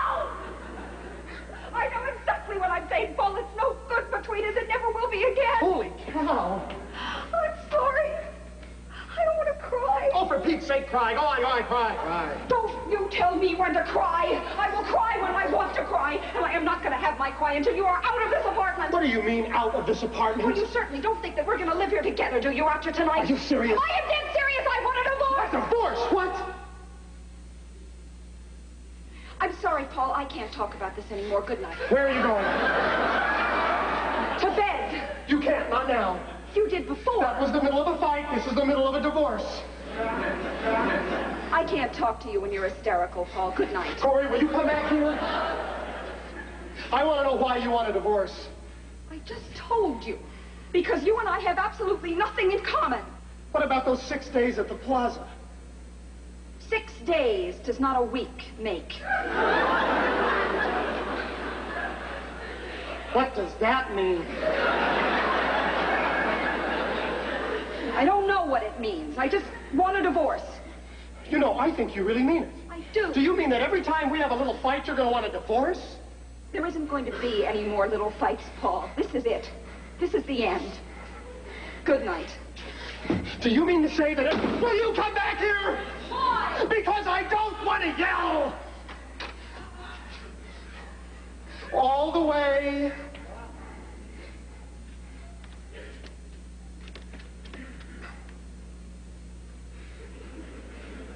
You afraid the crazy neighbors will hear us? You're serious. Dead serious. You mean the whole thing? Going to court, shaking hands, signing papers, goodbye, forever finished, divorced? That's what I mean. I see. Well, I guess there's nothing left to be said.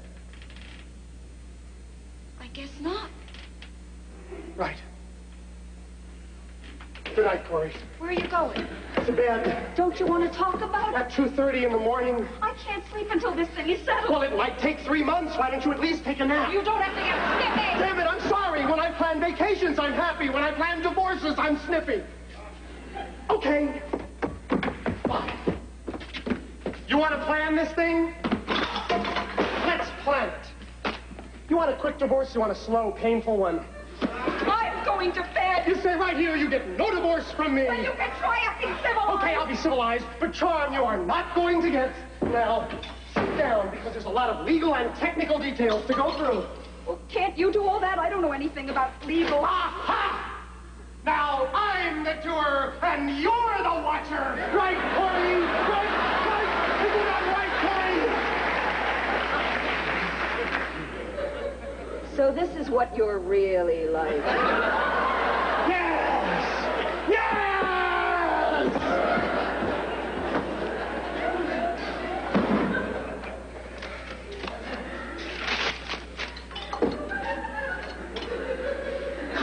All right. What do I have to do? First of all, what grounds? Grounds? That's right, grounds. What is your reason for divorcing me? And remember, my failure to appreciate Kenichis will only hold up in a Russian court. You're a scream, Paul. Why weren't you funny when we were happy? Okay, how about incompatible? Fine. Are you through with me? Not yet. What about the financial arrangements? I don't want to think. Oh, but you're entitled. Alimony, property. What if I just pay the rent? $75.63 a month, isn't it? Yes, you can keep the furniture, the wedding gifts. I would just like to keep my clothes. I hardly expected bitterness from you. I'm not bitter. That's a statement of fact. You are always wearing my pajamas and my slippers. Only after you go to work. Why? Because I like the way they smell.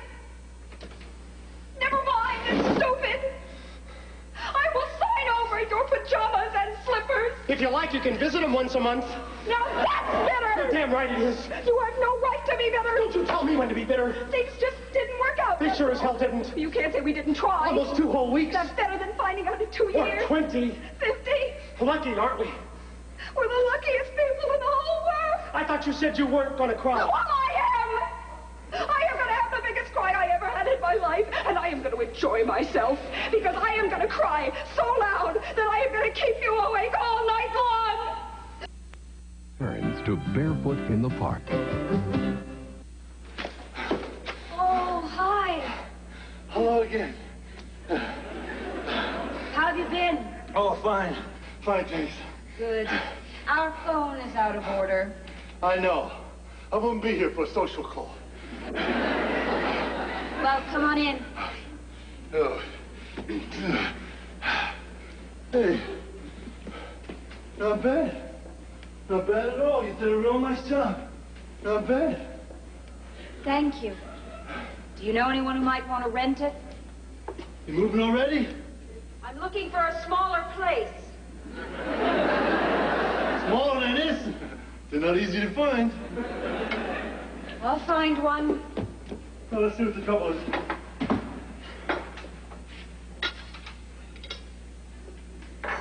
It's dead. Yes, I know. My husband killed it. Oh. So, how you like married life? Very interesting. Well, after a couple of weeks, what's not interesting? Yeah, you know, it's always nice to see 2 young kids get started. A little trouble today, you see a couple of newlyweds, you figure there's still hope for the world.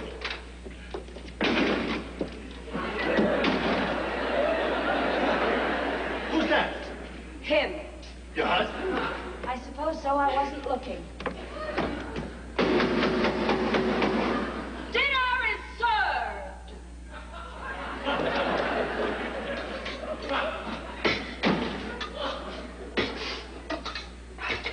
I have my own dinner, thank you. Would you like some goulash? No thanks. We're not allowed to accept tips.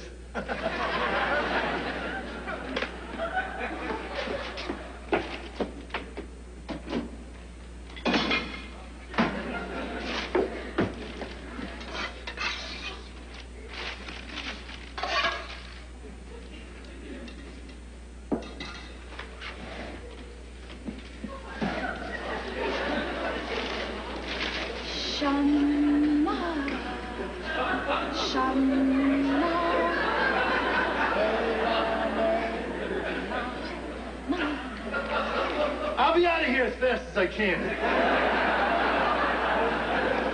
Take your time. No one's rushing you.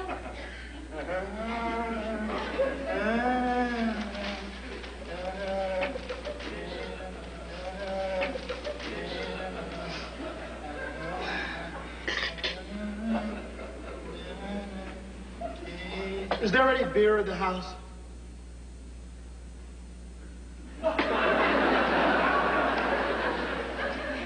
I said, is there any beer in the house? Would you like me to look?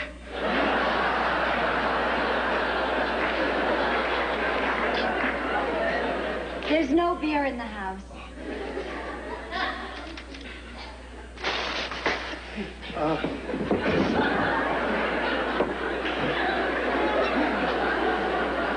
That's my trouble. Beer. I go through 10 cans in a night. Beer.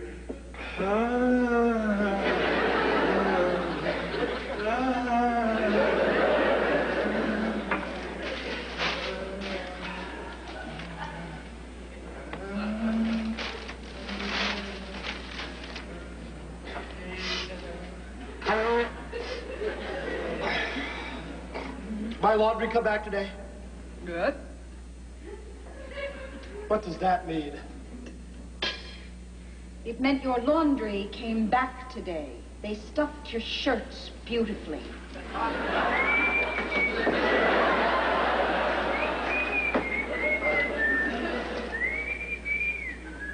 Would you like a drink?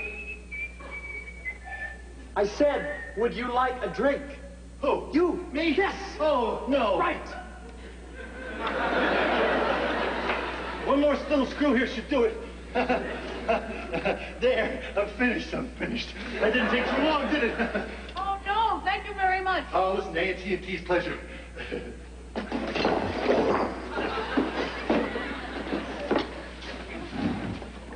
I'm sorry to keep bothering you like this. Oh, listen, anytime. Oh, well, I don't think we'll be needing you again. Oh. Well, I wouldn't be too sure. Phones keep breaking down now and then, but somehow they have a way of getting fixed. You know what I mean?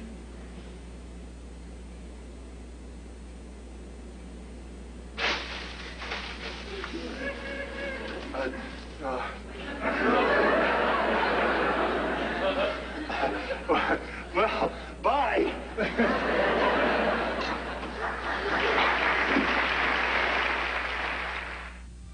Barefoot in the Park will continue in a moment.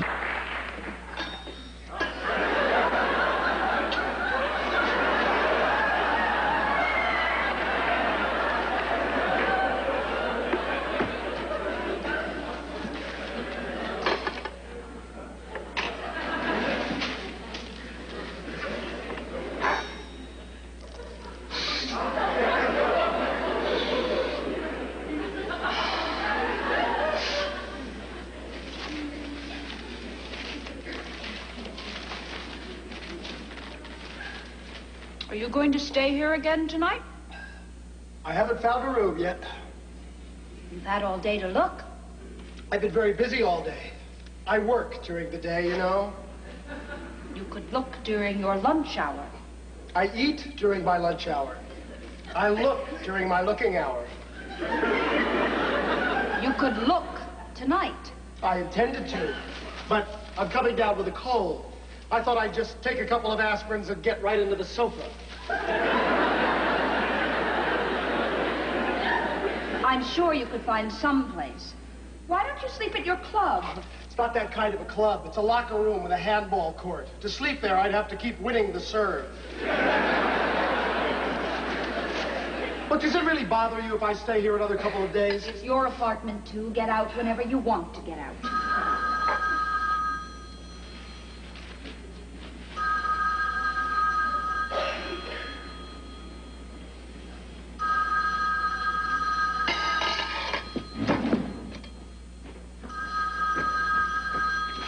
Hello? Who? Yes, it is. Oh, isn't that nice? Oh, yes, I am very interested. What's that, Thursday night? Well, I don't see why not. Who is that? 8 o'clock. 8 o'clock sounds perfect. Who are you talking to? I see. But tell me, how did you get my number? Give me that phone. I will not, Paul. I said It's give me for the me. phone. It's for me. Hello, who is this? Who? No, madam, Madam, I'm sorry. We're not interested in bossa nova lessons.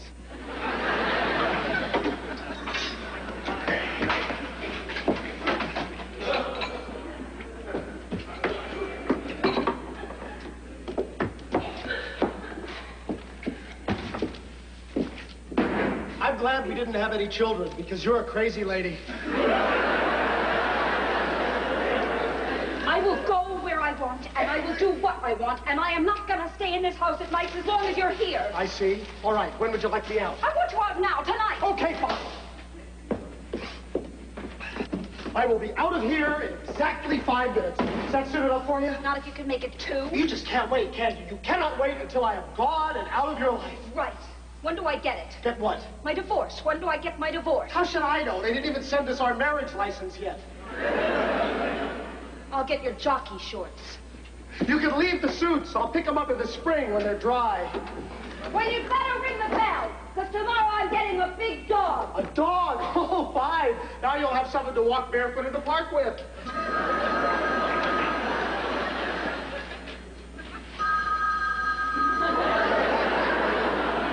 If that's Arthur Murray, say hello. Hello? Yes, Aunt Harriet. No, Mother's not with me. No, I'm sure she left her about 2 o'clock in the morning. What's wrong? What? What is it? Mother? My mother? Are you sure? What is it? No, my phone has been out of order all day. No, I don't know what could have happened. What's the matter? All right, Aunt Harriet, don't get excited. Yes, I will call just as soon as I hear. What happened to your mother? She didn't come home last night. Her bed wasn't slept in. Maybe I should call the police. Oh, take it easy, Corrie. Don't you understand? Jesse, look, she wasn't in her bedroom this morning. Well, maybe her back was bothering her. She went to sleep on the ironing board. Oh, you stupid idiot. Didn't you hear what I said? My mother has been missing all night. My mother. All right, let's not crack out now. Will you go away? Just get out of my life and go away. I don't want to see you here when I get back. Where are you going? I am going upstairs to find out what happened to my mother. And don't be here when I get back. Yeah? Well, I've got a big surprise for you. I'm not going to be here when you get back. Let's see how you like living alone. A dog. Oh, that's a laugh. When she tries to take him for a walk, he'll get one look at those stairs, go right for her throat. Why don't you get a parakeet while you're at it so you can talk to him all night? How much can I spend for birthday, Polly? Is the nickel too much? Well, fortunately, I do not need anyone to protect me because I am a man, sweetheart. An independent, mature, self-sufficient... God bless me. I probably got the flu. Oh, yeah, I'm hot, cold, sweating, freezing. Probably a 24-hour virus. I'll be all right tomorrow at 4:45. Oh, yeah. Thanks a lot, pal. And thus it was written, some shall die by pestilence, some by the plague, and one poor schnook is going to get it from a hole in the ceiling.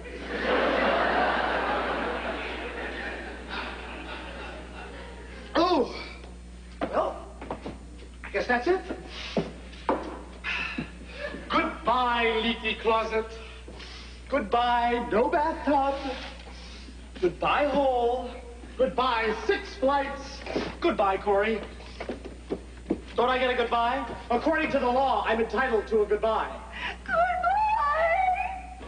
Now what is it? Is it your mother? Corrie, what happened? Corrie, for Pete's sake, what happened to your mother? Corrie! Corrie!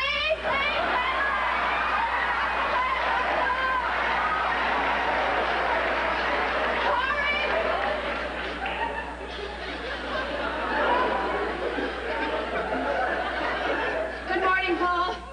Mother? Corrie, you've got to talk to me. There's a perfectly good explanation. Corrie, you're not being fair. Paul, make her believe me. Now you see, now are you satisfied? It's all right, Mother, I understand. No, you don't understand. You don't understand at all. As long as you're all right, Mother. You've got to believe me. Oh, this is awful. Somebody believe me. Paul? Where's Paul? Corrie, I am going to explain everything. The bathrobe, the slippers, it's all just a big mistake. Did he go? Did Paul leave? It happened last night when I left with Mr. Velasco. He was right. Paul was right. It must have been the drinks. I had a great deal to drink last night. I had coffee, martinis, scotch, black bean soup, and oozers. You don't have to explain a thing to me, Mother. Oh, but I want to explain. You see, when I got outside, I suddenly felt dizzy, and I fainted. Well, I passed out in the slush. I should have listened to him. This is all my fault. Victor picked me up and carried me inside. I couldn't walk because my shoes fell in the sewer. About these things every day. He tried to carry us up here, but his beret slipped down over his eyes, and he fell down the steps. He fell into apartment 3C. I fell on his foot. They had to carry us I up. thought that we would have a nice, sociable evening, that's all. Mr. Amandares, Mr. Gonzalez, and Mr. Calhoun. They carried us up. Just some drinks, dinner, coffee, that's all. And then they put us down on the carpets. Oh, he doesn't have beds, just thick carpets. And then I fell asleep. Paul was right. He was right about so many things. And then when I woke up this morning, Victor was gone, and I was there in his bathrobe. I swear, Corrie, that's the truth. You don't have to swear, Mother. Oh, but I want to tell you everything. I want you to believe me. I've told you everything. Then where are your clothes? That I can't tell you. Why not? Because you won't believe me. I'll believe you. No, you won't. I will. Where are your clothes? I don't know. I don't believe you. Didn't I say you wouldn't believe me? Oh, Corrie, I just don't know where they are. I've never been so humiliated in my life. No, Mother, don't blame yourself. It's all my fault. I did it. I did this to you. And I had the most horrible dreams. I kept dreaming my fingers were falling off because I couldn't make a fist. Oh, God. Oh! I looked like someone they woke up in the middle of the night on the Andrea Doria.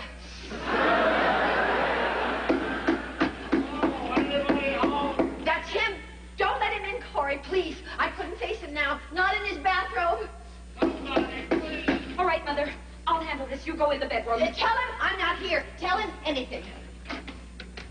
Oh, I'm sorry, but I need some aspirin desperately. Hello, Ethel. Hello? Victor? Mr. Velasco. Did you hear what happened to us last night? Did you tell her what happened to us last night? Why? What happened to us last night? Oh, you mean, what happened to us last night? Yes, I told her. Did you know that my big toe is broken? Yes. No. Oh, how terrible. I have to wear a slipper for a month, only I can't find my slipper.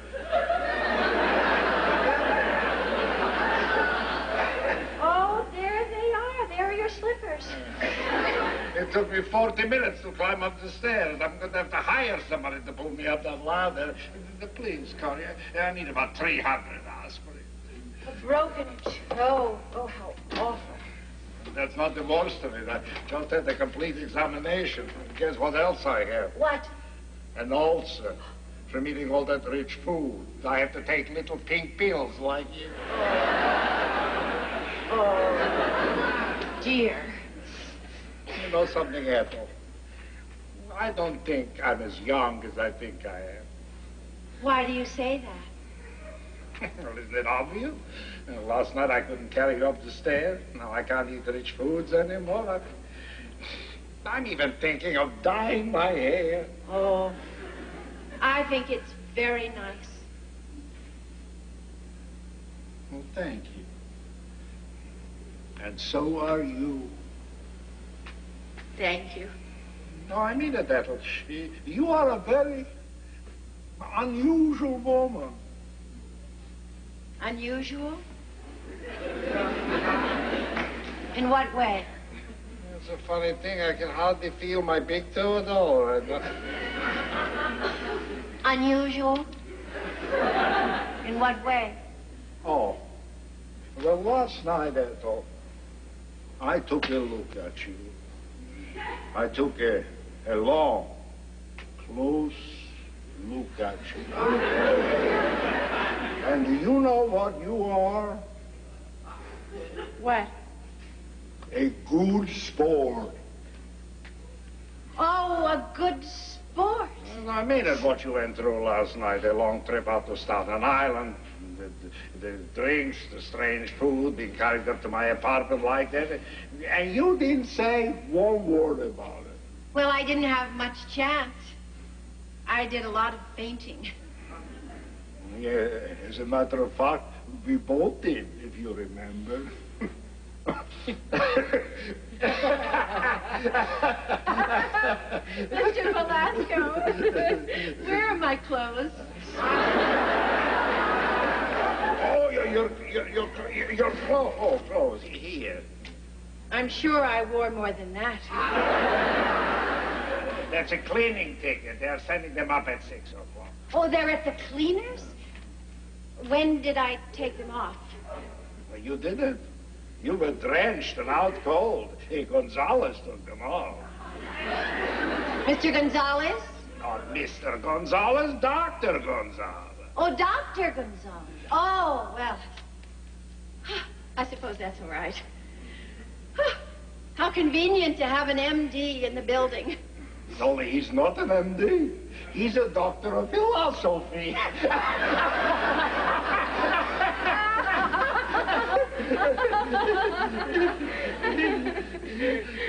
Here's your aspirin. Oh, thank you. I feel better. I'll take them. I have to go now anyway. I have to soak this boot every hour. Oh, dear. Is there anything I can do? Yes. Yes, there is. Would you like to have dinner with me tonight? Me? If you don't mind plain food. I love plain food. Good. I called the New York hospital for reservation. Pick me up in a few minutes. We have a glass of buttermilk before we go.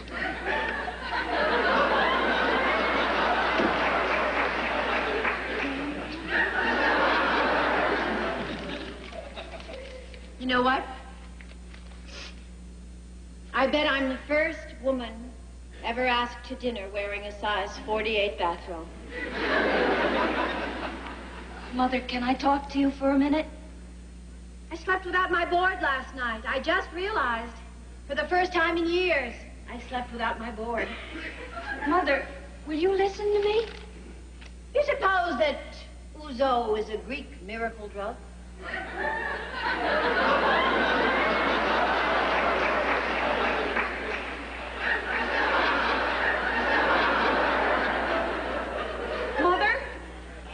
Mother, before you go, there's something we've got to talk about. Oh, how sweet, Corrie. You're worried about me.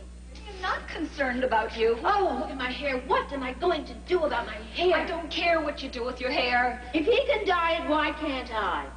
Do you think black would make me look too ethnic? Mother, why won't you talk to me? Because Victor is waiting. Why don't you and Paul just come with us? That is what I have been trying to tell you. Paul isn't coming back. What do you mean? Where did he go? I don't know. Reno, Texas, wherever it is that men go to get divorced. Divorced? That's right, Mother, divorced. Paul and I have split up for good. I don't believe it. Why don't you believe it? You and Paul? Well, you just saw him leave here with his suitcase. What did you think he had in there? Well, I don't know. I know how neat he is. I thought, maybe the garbage.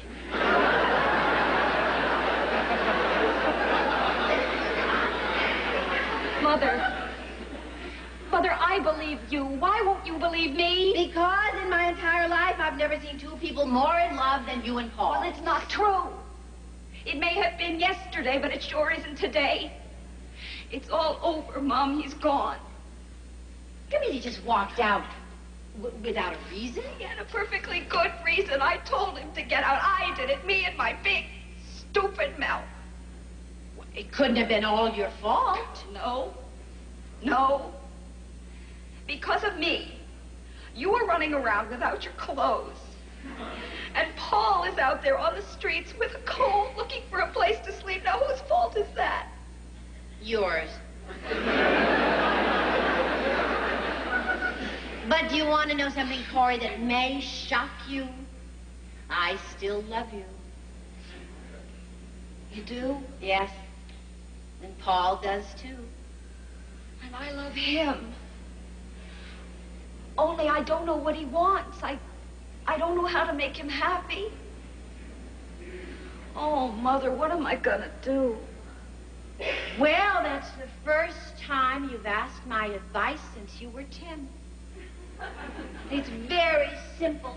You just have to give up a little of you for him. You can't make everything a game. You have to take care of him and make him feel important. And if he does the same for you, then you will have a happy and wonderful marriage. Like 2 out of every 10 couples.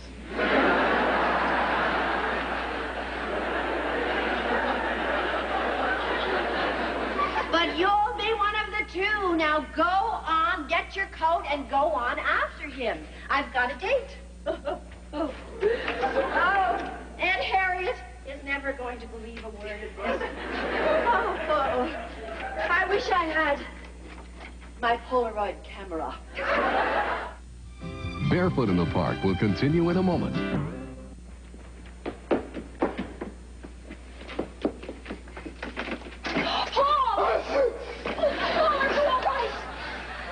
Fine. Fine, thank you. Paul, I was just going out to look for you. Oh? Where were you gonna look? Oh, I don't know. I was just gonna look. Oh, well, you'll never find me. Oh, Paul, I've got so much I want to say to you, darling. So have I, Corrie. I got all the way downstairs, and suddenly it hit me. I saw everything clearly for the first time. I said to myself, this is crazy. Crazy. It's all wrong for me to run like this. And there's only one right thing to do, Corrie. Really, Paul? What? You get out.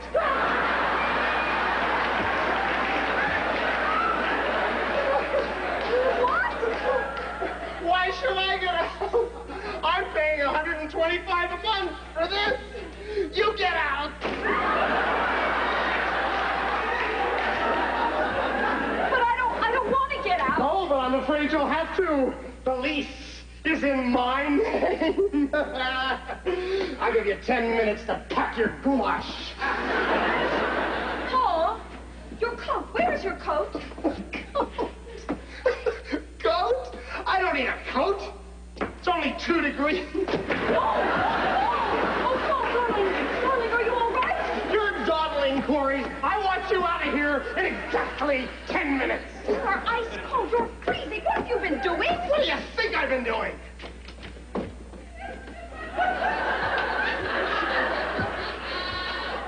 I've been walking barefoot in the goddamn park.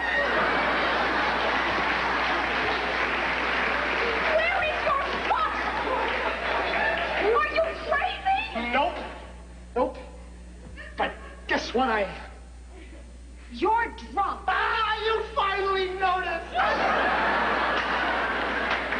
You are lousy, stinking drunk. Oh, gee, thanks. And you're burning up with fever. How about that? You'll get pneumonia. If that's what you want, that's what I'll get. Oh, what I want is for you to get these shoes off. I can't. My feet have swollen. I never should have let you out of here. I knew you had a cold. Hey, Corrie, let's do that thing you said before. Let's wake up the police and see if all the rooms come out of the crazy neighbors. Okay, everybody up! Will you shut up? Everybody up! Shut up. Now you get in there and get into bed. Now you get into bed.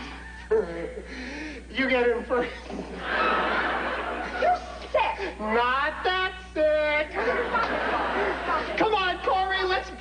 high fever.